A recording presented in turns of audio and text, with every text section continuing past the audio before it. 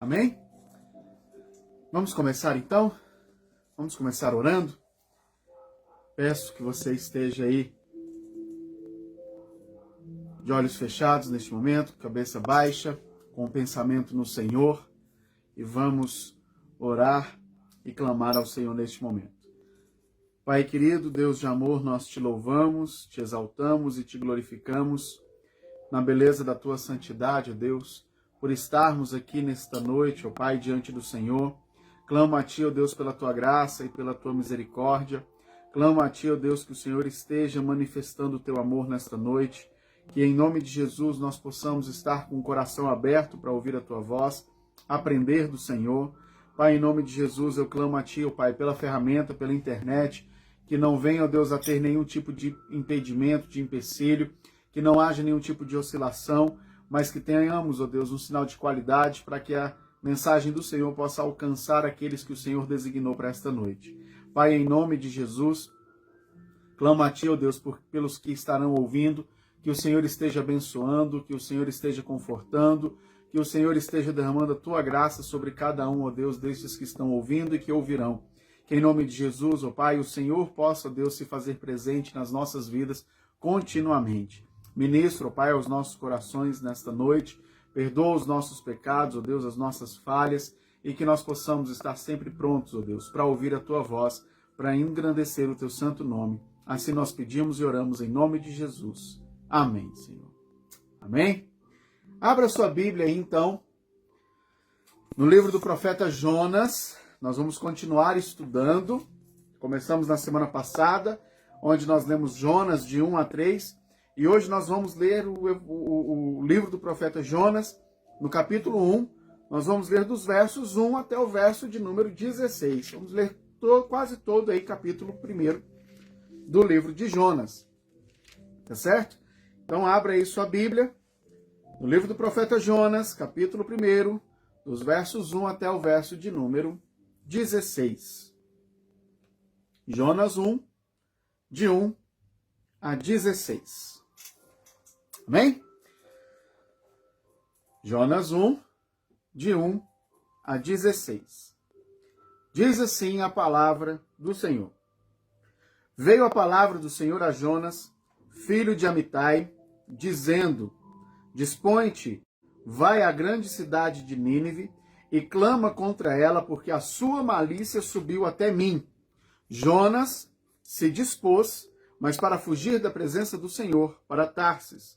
E tendo descido a Jope, achou um navio que ia para Tarsis, pagou, pois, a sua passagem e embarcou nele, para ir com eles para Tarsis, para longe da presença do Senhor. Mas o Senhor lançou sobre o mar um forte vento, e fez-se no mar uma grande tempestade, e o navio estava a ponto de se despedaçar.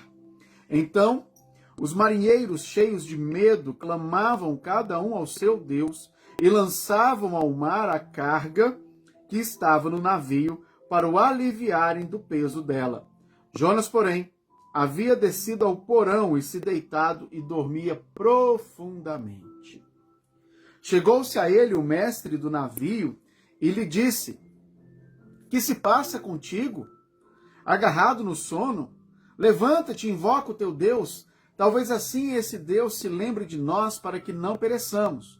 E diziam uns aos outros: Vinde e lancemos sortes, para que saibamos por causa de quem nos sobreveio este mal. E lançaram sorte, e a sorte caiu sobre Jonas. Então lhe disseram: Declara-nos agora por causa de quem nos sobreveio este mal. Que ocupação é a tua? De onde vens? Qual a tua terra? De que povo és tu? Ele lhes respondeu: Sou hebreu, e temo ao Senhor, o Deus do céu, que fez o mar e a terra. Então os homens ficaram possuídos de grande temor, e lhe disseram: Que é isso que fizeste? Pois sabiam os homens que ele fugia da presença do Senhor, porque lhe havia declarado. Disseram-lhe: Que te faremos para que o mar se nos acalme? Porque o mar se ia tornando cada vez mais tempestuoso. Respondeu-lhes Jonas: Tomai-me e lançai-me ao mar, e o mar se aquietará, porque eu sei que por minha causa vos sobreveio esta grande tempestade. Entretanto, os homens remavam, esforçando-se por alcançar a terra, mas não podiam, porquanto o mar ia se tornando cada vez mais tempestuoso contra eles. Então clamaram ao Senhor e disseram: Ah, Senhor, rogamos-te que não pereçamos por causa da vida deste homem, e não faças cair sobre nós este sangue, quanto a nós inocentes, porque tu, Senhor, fizeste como te aprouve. E levantaram a Jonas e o lançaram ao mar, e cessou o mar a sua fúria. Temeram, pois, estes homens em extremo ao Senhor, e ofereceram sacrifícios ao Senhor, e fizeram votos. Somente até aí, amém? Na semana passada, nós refletimos um pouquinho nesse texto de Jonas 1, de 1 a 3, a respeito do chamado de Jonas. E aí nós refletimos um pouco a respeito do chamado à obediência, que nós somos chamados à obediência. Nós refletimos, por exemplo, que Deus ele tem um chamado muito claro. Nós refletimos que Deus ele fala de forma muito clara aos seus filhos. Nós refletimos que muitas vezes nós olhamos para as circunstâncias, pensamos que está tudo dando certo, aí nós usamos isso como um pretexto para dizer, não, Deus está no controle, mas na verdade Deus está permitindo que a gente quebre a cara. Como é que nós vimos isso? Jonas, ele desceu para Jope, ele encontrou um navio que estava indo para Tarsis, ele pagou a passagem, estava tudo dando certo, todas as portas se abrindo, né? Mas ele estava fugindo da presença do Senhor, ele estava fugindo da sua obrigação, da sua missão como profeta do Senhor. E aí hoje nós vamos refletir um pouquinho a respeito de quem está no seu barco. Quem você tem colocado no seu barco da sua existência para caminhar lado a lado de você, para remar no oceano da existência junto com você? Quem você tem colocado no seu barco para que possa enfrentar as ondas vorazes do dia a dia ao seu lado? Quem você está colocando na sua vida para que possa estar dormindo? Para que possa estar descansando enquanto tudo vai mal? Ou para que esteja clamando para que dê tudo certo, para te ajudar de alguma forma? Quem está colocando na sua vida? Quem está caminhando ao seu lado? Quem você chama de amigo?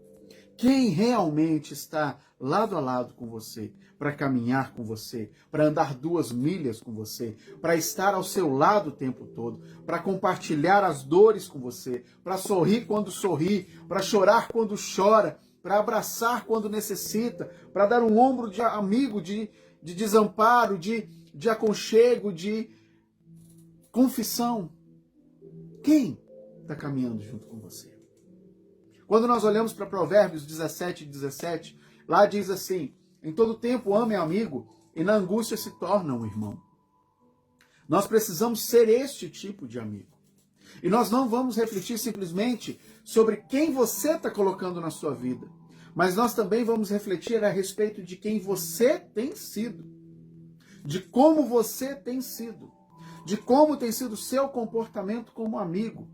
Se você tem sido um amigo verdadeiro ou um amigo que leva tempestade para a vida do outro. Como temos sido nós nessa existência turbulenta que nós vivemos, chamado hoje. E a primeira coisa que eu aprendo nesse texto é que quando nós falamos a respeito de amizade, para você que chegou agora, para você que está assistindo de outros canais, nós estamos em Jonas, capítulo 1, todo o capítulo 1.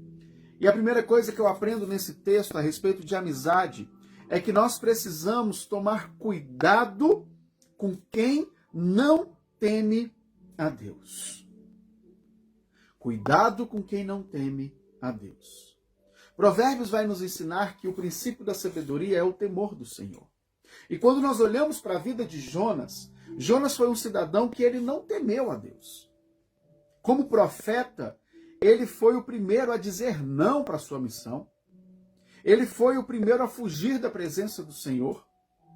Ele recebeu a incumbência de ser o primeiro profeta, o primeiro judeu a falar, a profetizar em nome do Senhor, para o gentil, mas ele não temeu ao Senhor. Muito pelo contrário, ele tentou fugir da presença do Senhor. Ele não temeu a Deus. E nós precisamos tomar cuidado com esse tipo de pessoa. E a minha oração é que você não seja esse tipo de pessoa que não teme a Deus, que não se preocupa com o juízo de Deus, que não se preocupa com as ordens de Deus, com os mandamentos de Deus, que não se preocupa com o amor de Deus, com a presença dele, com a misericórdia dele, com a graça dele. Não se preocupa. E isso é muito perigoso. Porque quando nós não nos preocupamos com a presença de Deus, quando nós não nos preocupamos com o juízo de Deus, quando nós não nos preocupamos com a graça de Deus, nós tendemos a fugir de Deus. Fugir da responsabilidade, fugir do chamado, fugir da obediência, fugir até uns dos outros, para não ter que falar do amor de Deus. E isso é muito perigoso. Porque quando nós fugimos da presença de Deus, pense em dois extremos. De um lado, temos a presença do Senhor. Quanto mais longe nós estamos da presença do Senhor, mais nas trevas nós vamos nos enfiando, nos enfornando, nos aproximando e vamos entrando cada vez mais nas trevas até que não haja mais luz em nós. Olha o quanto isso é perigoso. Às vezes nós colocamos pessoas na nossa existência que ao invés de nos aproximar da presença do Senhor, nos leva para tempestade. Esses marinheiros que estavam dentro daquele navio que estava indo para Tarsis, eles colocaram um cidadão dentro do seu navio chamado Jonas, e no verso 4 diz que quando começou o mar, quando entrou no mar, o que aconteceu? Eles entram no mar e começam a tempestade. Tem pessoas na nossa vida que só causam tempestade e destruição. Tem pessoas no nosso ciclo de relacionamento que só causa confusão e destruição. Tem pessoas no nosso trabalho que só causam destruição e confusão. Em nome de Jesus, que não seja você essa pessoa. E se for, é tempo de conserto. É tempo de se afastar das trevas e se aproximar da luz, que é o Senhor. É tempo de deixar as trevas para trás e seguir em direção à luz de Cristo, que é o sol da justiça na nossa vida. Tem pessoas que só fazem isso, como diz o verso 4. Ele entrou dentro do barco e quando entrou no meio do mar, começou uma tempestade. Não foi uma tempestade qualquer. Não foi uma chuva qualquer com vento. Não. Foi uma tempestade tão forte que no verso 4, no finalzinho, diz que o próprio navio, não era um barco. Não era um barco, era um navio. Ou seja, era uma embarcação grande, robusta, preparada para enfrentar o alto mar. Mas a tempestade era tão grande que estava quase despedaçando aquele navio. Não importa, de repente, o quanto você é estruturado, o quanto você é firme de si, o quanto as suas finanças são bem organizadas. Não importa o quanto dinheiro você tem no banco. Quando a tempestade vem, ela pode destruir tudo isso por causa de uma pessoa que você coloca na sua vida ou que você mantém na sua vida. Cuidado. Olha para o Salmo 1. Bem-aventurado aquele que não anda no conselho dos ímpios, não se tem e nem se assenta na roda dos escarnecedores. Cuidado com quem você coloca na sua existência. Cuidado com quem você coloca para caminhar lado a lado com você.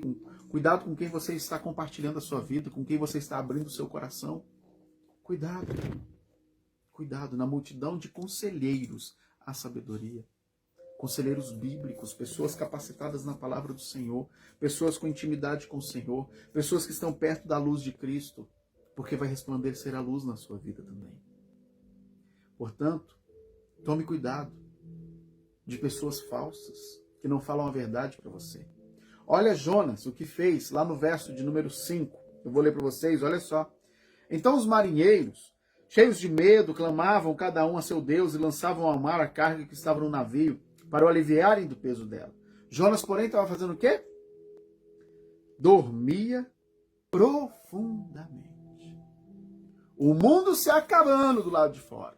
O navio sendo destruído do lado de fora. E Jonas dormindo profundamente, como se nada tivesse acontecido.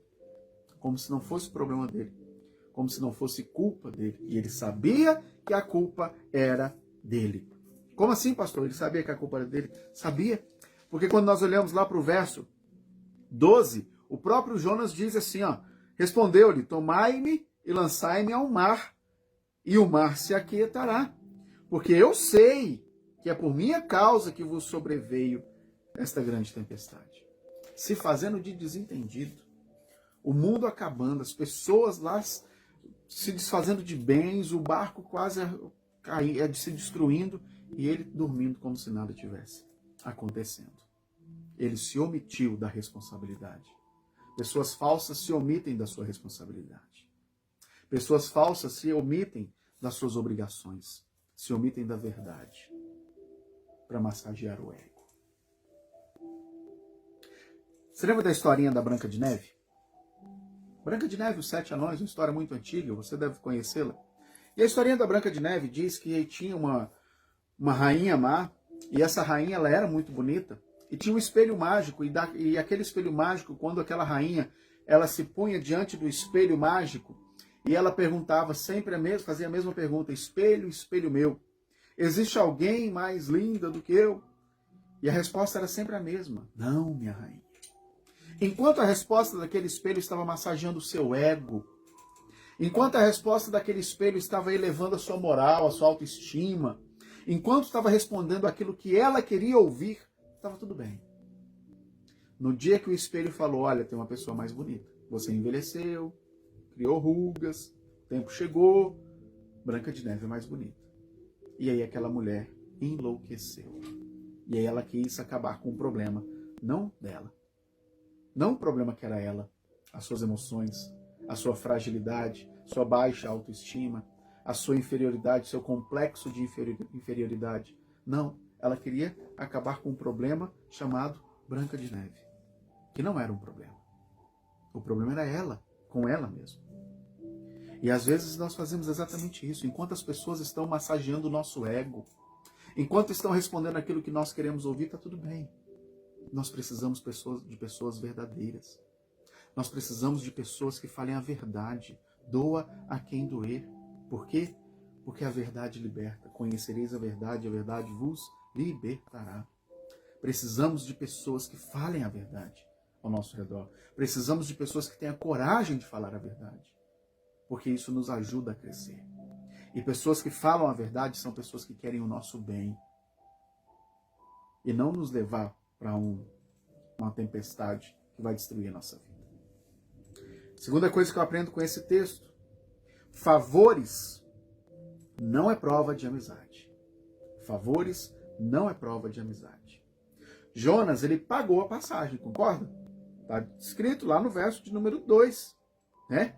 Que ele, aliás, no verso de número 3, ele pagou a sua passagem. Ele pagou o direito de estar dentro daquele navio. Ele não estava ali de qualquer jeito, ele comprou o seu direito de estar ali. Às vezes as pessoas fazem algumas coisas para nós esperando alguma coisa em troca. Às vezes as pessoas até nos ajudam de alguma forma, mas sempre esperando alguma coisa em troca. Sabe aquele velho político que de repente, na época de eleição, começa a aparecer e bater de porta em porta, prometendo muitas coisas e não cumprindo nada? É a mesma coisa. A mesma coisa. Às vezes nós fazemos isso, esperando alguma coisa em troca. Não, eu vou chamar fulano que está para comer lá em casa porque ele vai me chamar também. Não, eu vou ajudar porque quando eu precisar eu vou ter ajuda também. Né? Favores não é prova de amizade. E Jesus disse isso lá em Mateus capítulo 6, no verso de número 3. Quando ele, falando aos seus discípulos, ele diz assim, ó, Mateus 6, verso de número 3, quando ele diz assim, ó, falando a respeito de dízimo, de oferta, ele diz assim, tu, porém, ao dares a esmola, ignore a tua mão esquerda o que faz a tua mão direita. Ou seja, faz escondido. Ninguém precisa ficar sabendo. Ninguém. O Senhor é suficiente para ficar sabendo. O Senhor é quem precisa saber. O Senhor é quem precisa ter conhecimento disso. Não as pessoas. Porque é o Senhor quem recompensa. É o Senhor quem abençoa. É o Senhor que dá a recompensa no tempo certo. É o Senhor. Faça o bem simplesmente porque é o correto. Sem esperar nada em troca. Sem esperar pelo que o outro vai fazer. Você já viu pessoa quando vai casar? E aí ela vai casar e fala assim, eu vou chamar o meu chefe para ser meu padrinho, porque ele ganha muito dinheiro e vai me dar um presente caro. Eu já vi isso. De verdade que eu já vi isso. Pessoas fazerem isso. E isso é impressionante. O interesse por trás das coisas. Isso não é a atitude de um verdadeiro amigo. Isso não é a atitude de uma pessoa que realmente se importa com você. Isso não é a atitude de uma pessoa que teme ao Senhor. Terceira coisa que eu aprendo com esse texto.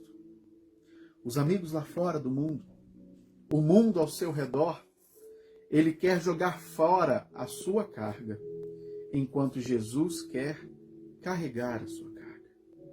Como assim, pastor? Olha o verso de número 5, o que estava acontecendo. Então os marinheiros, cheios de medo, clamavam cada um ao seu Deus e lançavam ao mar a carga que estava no navio, para o aliviarem do peso dela. O barco estava quase sendo destruído. O mar estava revolto, uma tempestade enorme. E aí então o que os marinheiros decidiram fazer? Vamos jogar as cargas fora. Vamos jogar as cargas fora.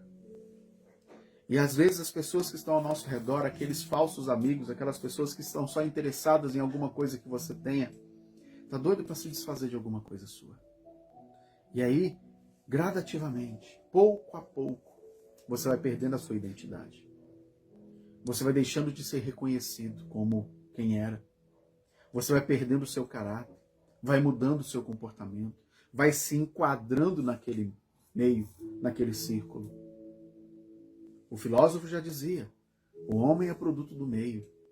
Então, se você está inserido nessa corja que é o mundo, se você está sendo influenciado por esses falsos amigos que querem te levar para o meio da tempestade, essa tempestade vai tirando as suas características.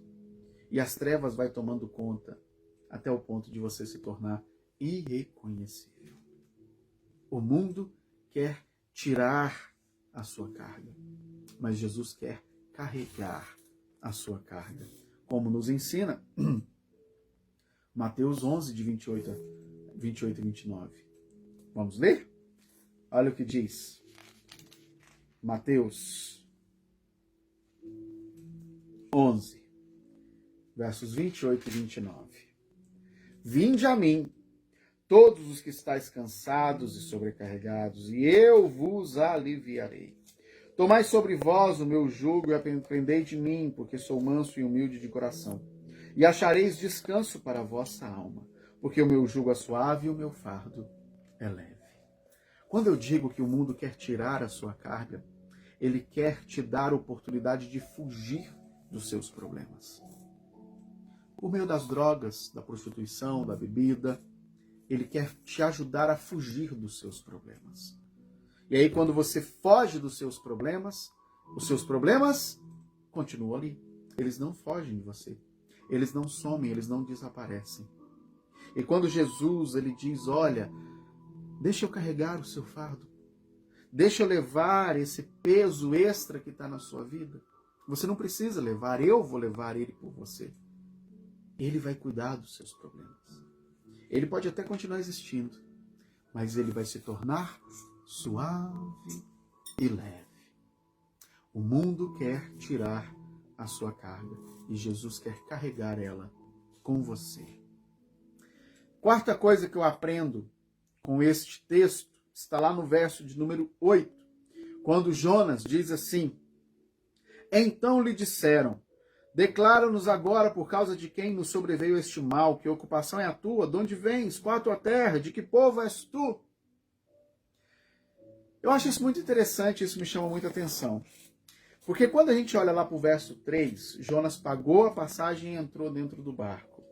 E só agora, lá no verso de número 8, depois de todo o problema que tiveram, depois de toda a arruaça que aconteceu, depois de quase o barco ter sido destruído, aí eles se preocuparam de saber quem era Jonas. Você conhece as pessoas que estão ao seu redor? Você sabe qual o nome delas completo? Qual a ocupação delas? De onde elas são? Qual o nome dos pais? Onde mora? Você conhece os amigos do seu filho? Da sua filha? Sabe onde eles moram? Tem o telefone do pai e da mãe? Sabe se são pessoas de bem, de caráter? Sabe se elas estão ajudando o seu filho, sua filha a crescer ou estão te levando eles para as trevas, para a tempestade? É isso que o texto está nos ensinando. Nós precisamos saber, conhecer, procurar conhecer as pessoas que estão ao nosso redor. Conhecer as pessoas que querem se relacionar conosco. Conhecer aqueles que querem ser nossos amigos. Não é simplesmente o conviver, não é simplesmente o tomar um café juntos, não é simplesmente o, de repente, ir na casa, mas conhecer de forma mais profunda. Principalmente quando se trata de crianças e de adolescentes. Precisamos conhecer essas pessoas. Precisamos conhecer e saber quem são, onde moram, o que fazem. Tenha conhecimento. Porque quando nós não conhecemos, isso me leva à quinta coisa que eu aprendo nesse texto. Que está lá no verso de número 13. E eu vou ler para você. Entretanto, os homens remavam, esforçando-se por alcançar a terra, mas não podiam, porquanto o mar ia se tornando cada vez mais tempestuoso contra eles. Nos apegar a falsos amigos, nos apegar a falsas esperanças, nos apegar às pessoas que nos levam para a destruição, nos apegar a pessoas que não acreditam no Evangelho, nos apegar às pessoas que menosprezam o Senhor, nos apegar a pessoas que escarnecem do Senhor, nos apegar a pessoas que zombam da palavra de Deus, pode nos levar à destruição. Nos apegar a pessoas que fogem da palavra de Deus, pode nos levar à destruição. Jonas já havia declarado, olha, me joga no mar que acaba o problema. Me joga no mar porque eu sou a causa do problema. Isso no verso 12. E aí no verso 13 os marinheiros falam, não, vamos nos esforçar mais. Vamos segurar Jonas aqui. Tá difícil, mas Jonas está aqui. Tá se destruindo, mas Jonas está aqui. Tá acabando tudo, minha família está sendo destruída, mas as drogas estão aqui. Tá acabando tudo, mas o meu amigo cachaceiro está aqui. Se apega a pessoas que zombam do Senhor. Se apega às pessoas que não temem ao Senhor. Se apegam às pessoas que não têm interesse pelo Evangelho. Se apegam às pessoas que só te levam para tempestade. E aí o verso 13 diz, quanto mais eles remavam, quanto mais se apegavam, quanto mais se esforçavam, mais tempestuoso o mar ficava. Mais tempestuoso o mar ficava. O que você tem se apegado tanto, meu irmão? Talvez, de repente, nem seja um amigo. Talvez aí seja um celular, seja um objeto, seja um emprego, seja as drogas, algum vício. Drogas, álcool, prostituição, pornografia, algum vício. Que você tem se apegado tanto, tanto, tanto, que está te levando à destruição. E aí acontece como diz o Salmo 42, verso 7, que diz assim, ó, um abismo chama outro abismo. Um abismo leva a outro abismo, que leva a outro abismo, até você não conseguir mais ver a luz no final do túnel. Até o ponto de você não conseguir mais ver salvação. Você não consegue mais ver solução. Não se engane. Um verdadeiro amigo, mesmo que doa, mesmo que machuque, mesmo que fira, ele vai falar a verdade. Ele vai dar a vida por você. Ele vai dar a vida por você. João 15, verso 13, diz assim: ninguém tem maior amor do que este, de dar a alguém a própria vida em favor dos seus amigos. Jesus é o seu amigo mais fiel. Jesus é aquele que deu a sua própria vida por você. Jesus é aquele que quer tomar os seus problemas, a sua carga e levar por você. Jesus é aquele que não importa o tamanho da tempestade, que não importa o tamanho do problema, que não importa a velocidade do vento, a altura das ondas, não importa se o barco está sendo destruído, Jesus é aquele que quando pisa no barco a tempestade se acalma. Mateus 14, 32. Quando Jesus sobe no barco, a tempestade acaba. Acalma qualquer circunstância. Não importa, meu irmão, o que você está passando. Não importa a dificuldade que você está vivendo. Não importa os desafios que você está enfrentando. Quando você abre mão desse apego, quando você abre mão desse apego desesperador de ter aquela pessoa do seu lado, você precisa de Deus. Nós precisamos uns dos outros? Sim. Mas nós não somos dependentes uns dos outros. Nós somos dependentes do Senhor. Nós somos dependentes do Senhor. Tem muitas pessoas que eu perdi contato depois que eu me converti. Não me arrependo. Não fizeram falta na minha vida. Por quê? Porque eu não dependia deles. Eu, sem essas pessoas do meu passado, continuo sendo eu. Mas eu sem Deus não sou nada. Nós dependemos do Senhor. Então abra mão dessas pessoas tóxicas. Abra mão dessas pessoas que te levam, te arrastam para o abismo. Abra mão dessas pessoas que querem te levar para tempestades. Abra mão dessas pessoas que vão acabar te levando para destruição, destruição do seu casamento, destruição da sua família, destruição da sua vida. E se apegue a Deus, se apegue a Jesus, que Ele é o amigo verdadeiro, aquele que deu a sua vida por nós. Ele é o amigo que acalma qualquer tempestade. Ele é aquele que é o alfa e o ômega, o princípio e o fim, autor e consumador da nossa fé. Aquele que era, que é e há de ser para todo sempre. Aquele que me amou ao ponto de se entregar por mim. E Ele quer ter esse relacionamento com você. Ele quer ter esse relacionamento contigo cada vez mais. Ao ponto de dizer: este é meu filho amado, em quem eu tenho prazer. Entregue-se a Jesus. Dependa dele. Busque a Ele. Se renda a Ele. E o mais Ele fará. Para a glória dele mesmo. E para a alegria nossa. Porque bem-aventurado aquele que teme ao Senhor. Bem-aventurado aquele que o seu prazer está na lei do Senhor e nela medita dia e noite. Vamos orar? Feche seus olhos mais uma vez e curve sua cabeça em nome de Jesus. Pai querido, nós te louvamos, te exaltamos e te glorificamos pela tua graça e misericórdia. Te exaltamos porque até aqui o Senhor tem cuidado de nós, até aqui o Senhor tem nos sustentado. Te louvamos e te exaltamos, ó Deus, porque as tuas misericórdias se renovam a cada manhã. E neste momento nós queremos te agradecer mais uma vez pela oportunidade que temos, ó Deus, de estar aqui diante do Senhor, cultuando, ó Deus, anunciando a salvação em Cristo Jesus, anunciando, ó Deus, que não há solução, não há alegria, não há harmonia, não há amor, não há nada, nenhuma satisfação longe do Senhor. Pai, eu quero te pedir, ó Deus, que todos nós, ó Deus, esses que me assistem agora e que assistirão em outro momento, que o Senhor, em nome de Jesus, esteja se fazendo presente e que nós possamos, assim como Paulo, declarar: a tua graça, Senhor, nos é suficiente. Pai, em nome de Jesus, que nós venhamos a depender cada vez mais do Senhor.